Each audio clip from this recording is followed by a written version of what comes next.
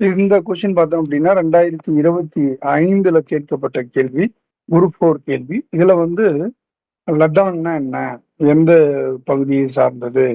மில்ஃபானா எந்த பகுதியை சார்ந்தது? ரோக்கானா என்ன பகுதியை சார்ந்தது? ரேனா என்ன பகுதி வந்து சார்ந்ததுன்னு சொல்லிட்டு நம்ம பார்க்கிறோம்.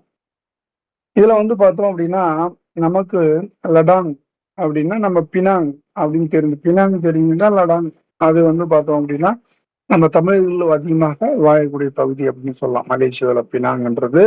இங்க வந்து லடாங் என்பது மலேசியாவில் காணப்படும் இடப்பெயர்வு விவசாய முறை. ஷிஃப்டிங் கல்டிவேஷன் அப்படின்னு சொல்றோம். இது எல்லாமே ஷிஃப்டிங் கல்வி. இது வந்து சரியானது. இது ஒண்ணு வந்து கரெக்ட். அடுத்து வந்து பார்த்தோம் அப்படின்னா மில்பா என்பது மெக்சிகோ. மெக்சிகோ இருக்கிறது ட்ரெடிஷனல் ஷிஃப்டிங் கல்டிவேஷன். எல்லாமே வந்து ஷிஃப்டிங் கல்டிவேஷன். மில்பா என்பது ரோக்கா ரோக்கா நம்ம கேட்டிருப்போம். பிரேசில். இது வந்து பார்த்தோம் அப்படின்னா நமக்கு வந்து ரோக்கா ரோக்கா கொஞ்சம் ஈஸியா கண்டுபிடிச்சிருக்கலாம்.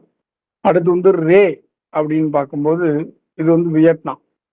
வியட்நாம்ல இருக்கலாம். இதுவுமே ஒரு ஷிஃப்டிங் கல்டிவேஷன் ப்ராசஸ் தான். இது எங்க நடக்கும் அப்படின்னா மலைப்பகுதிகளில் இல்ல காடு பகுதிகளில் வந்து அதிகமான இது பார்க்கிறோம்.